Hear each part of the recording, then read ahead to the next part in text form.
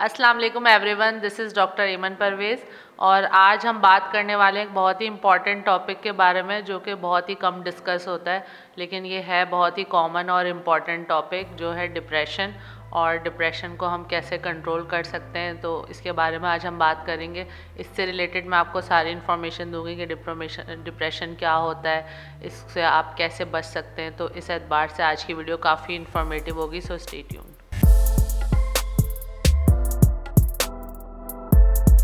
तो सबसे पहले बात करते हैं कि डिप्रेशन क्या होता है। डिप्रेशन एक बहुत ही सीरियस मेडिकल कंडीशन होती है, लेकिन अनफॉर्चुनेटली हमारे मुल्क में जो है इसको बिल्कुल भी सीरियस नहीं लिया जाता, लैक ऑफ अवेयरनेस की वजह से या बहुत ज़्यादा जजमेंटल सोसाइटी होने की वजह से इसको प्रॉपर तरीके से नहीं केटर किया जाता। इसी वजह से जिनको डिप्रेशन होता है वो बहुत ज़्यादा और मज़ीद इसके सीवियर कंडीशंस में चले जाते हैं, क्योंकि उनको बहुत ज़्यादा डर होता है इस बात का कि लोग जो है वो फ़ौरन जज करते हैं, फ़ौरन जो है वो पागलपन का टैग लगाना शुरू कर देते हैं, या जो है वो उनको नॉर्मल तरीके से ट्रीट नहीं करते या इसको बिल्कुल भी सीरियस नहीं लेते इन कंडीशंस को, और जो है वो बग़ैर अपने किसी नॉलेज के उल्टे सीधे मशवरे देना स्टार्ट हो जाते हैं। तो इसी वजह से जो है ये मर्ज़ मज़ीद बढ़ता चला रहता है। तो इसलिए इससे बचने के लिए बेहतर होता है कि आप किसी एक्सपर्ट से ज़रूर मशवरा करें। जिसको भी डिप्रेशन हो या जिसके आसपास किसी को भी डिप्रेशन हो, तो वो एक्सपर्ट से रुजू ज़रूर करें, क्योंकि एक्सपर्ट ही इसको जो है प्रॉपर तरीके से डील कर सकते हैं। और वैसे नॉर्मली भी ये है कि जिनको डिप्रेशन हो वो अपनी ख़ुद भी काफ़ी हद तक अपनी विल पावर से अपना ख़्याल रख सकते हैं। और ये आजकल बहुत ज़्यादा तेज़ी से फैल रहा है। WHO के मुताबिक जो है वर्ल्ड वाइड अब ये 5% जो एडल्ट्स हैं वो डिप्रेशन का शिकार हैं।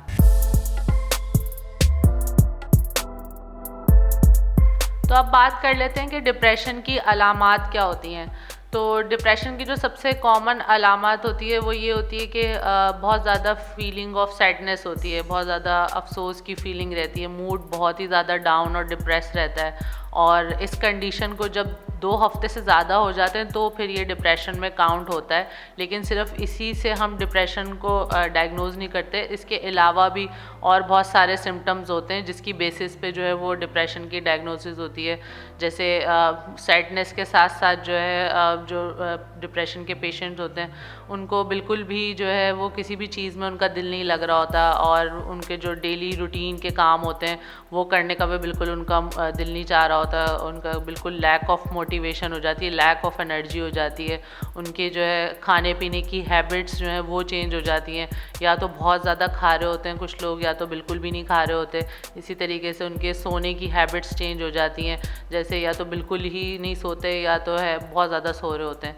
तो ये कुछ इस तरीके की चीज़ें होती हैं। इसके साथ साथ जो है उनके अंदर और भी बहुत सारे चेंजेस आ रहे होते हैं, जैसे कुछ फिज़िकल चेंजेस भी होते हैं, जैसे कुछ लोगों के हाथों की अनकंट्रोल मूवमेंट शुरू हो जाती है, या कुछ लोग जो है वो बहुत ज़्यादा उनके बोलने की स्पीड स्लो हो जाती है, कुछ लोगों की चलने की स्पीड बहुत स्लो हो जाती है।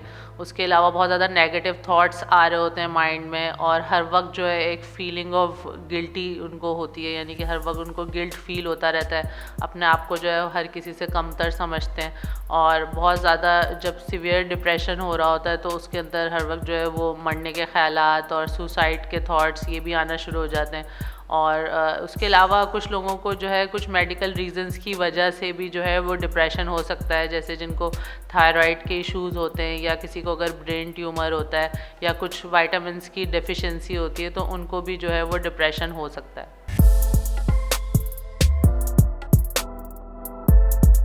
तो अब बात कर लेते हैं कि आप डिप्रेशन को कैसे कंट्रोल कर सकते हैं। तो उसमें सबसे इम्पॉर्टेंट जो चीज़ है वो ये है कि आपने डिप्रेशन को दूसरी बीमारियों की तरह एक बीमारी समझना है सबसे पहले, फिर ही आप जो है इसको कंट्रोल कर सकते हैं। और दूसरी बात ये है कि आपको अपनी विल पावर को जो है वो बहुत ज़्यादा स्ट्रॉन्ग करना होगा डिप्रेशन को कंट्रोल करने के लिए। तो उसमें जो सबसे पहला स्टेप आप ले सकते हैं वो ये कि अपनी रूटीन को प्रॉपर करें। जैसे भी आपके दिन जा रहे हो, आपने अपनी रूटीन जो है ना वो नहीं छोड़नी, रूटीन प्रॉपर एक बनानी है। भले दिल ना भी चाह रहा हो तो आपने डेली के अपने कुछ टास्क हैं वो ज़रूर करने हैं। छोटे छोटे गोल्स अपने डेली के सेट कर लें और वो फिर आप जो है परफॉर्म करें। जैसे रोज़ एक नया ब्रेकफास्ट आपने बना लिया, तो ये आपने इस तरीके के ये गोल ज़रूर सेट करने अपने डेली के।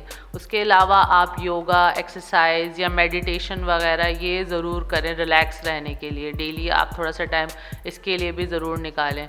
उसके अलावा आप अपनी नींद जो है वो प्रॉपर लें और बिल्कुल बग़ैर डिस्ट्रैक्शंस के आप सुकून वाली जगह पे प्रॉपर अपनी जो है 7 से 8 घंटे की नींद ज़रूर लें। उसके अलावा आपने अपनी डाइट पे बहुत ज़्यादा फोकस करना है। डाइट आपने अच्छी लेनी है। प्रोटीन्स का इस्तेमाल अपनी डाइट में करें। ओमेगा 3 फैटी एसिड्स का इस्तेमाल करें जो कि मछली के अंदर आपको बहुत ज़्यादा मिलता है। फॉलिक एसिड का इस्तेमाल करें जो कि आपको पालक, एवोकाडो इसके थ्रू आपको ईज़िली मिल जाएगा। कोकोनट ऑयल का इस्तेमाल आप कर सकते हैं। कैफ़ीन का इंटेक यानी आपने कॉफ़ी और चाय जो है ये आपने बहुत ज़्यादा लिमिटेड कर देनी है अपनी। उसके अलावा आप क्योंकि जो डिप्रेशन के पेशेंट्स होते हैं उनका जो सबसे बड़ा मसला होता है वो ये होता है कि उनको नेगेटिव थॉट्स बहुत ज़्यादा आते हैं। वो पूरा दिन जो है अपने ख़यालात के अंदर ही जो है घिरे रहते हैं। तो उनको अपने नेगेटिव थॉट्स को जो है वो हमेशा फ़ाइट करना है। हमेशा पॉजिटिव थॉट्स से हमेशा अपने आप को अपनी सेल्फ वर्थ बताते रह रहे हैं। खुद अपने आप से सेल्फ टॉक करें और अपने पॉजिटिविटी, अपने पॉजिटिव पॉइंट्स अपने आप को ही बताएं। और ये है कि आप ये सोचें हमेशा और कि आपको अल्लाह ने या जो अल्लाह ने किसी भी चीज़ को जो है वो बग़ैर मकसद के पैदा नहीं किया। तो हमेशा अपने आप को इस बात की याद दिलाते रहें। और उसके अलावा ये है कि आप बीइंग अ मुस्लिम जो है, जो लोग मुस्लिम हैं वो नमाज़ और कुरान से भी बहुत हद तक हेल्प ले सकते हैं। क्योंकि नमाज़ और कुरान पढ़ने से आपको बहुत ज़्यादा मोटिवेशन मिलती है। एक हीलिंग पावर होता है उसके अंदर, तो वो भी आप कर सकते हैं। उसके साथ साथ ये है कि आप एक न्यू हॉबी, कोई हॉबी जो है वो ज़रूर आप ढूंढें। किसी भी हॉबी के अंदर अपने आप को आप जो है लगा लें, क्योंकि उससे ये होता है कोई नई चीज़ जब आप ट्राई करते हैं तो आपके जो न्यूरोट्रांसमीटर्स होते हैं जैसे डोपामीन वगैरह वो रिलीज़ होते हैं। तो ये एक बहुत अच्छी हैबिट होती है कि आपको एक न्यू हॉबी या कोई स्किल सीखें। और भले आप थोड़ी थोड़ी करके स्टेप्स में सीखें, लेकिन आप उसको ज़रूर ट्राई करें किसी भी नई चीज़ को। और फिर आप जो है अपनी छोटी छोटी चीज़ों में खुश होने की आदत अपनी बना लें।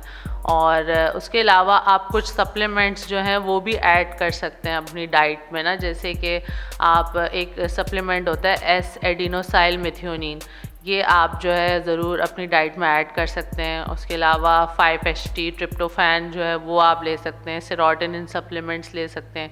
सैफ़्रॉन के सप्लीमेंट्स ले सकते हैं। विटामिन डी और विटामिन सी को जो है वो भी आप अपनी डाइट में और एज अ सप्लीमेंट जो है वो ऐड कर सकते हैं।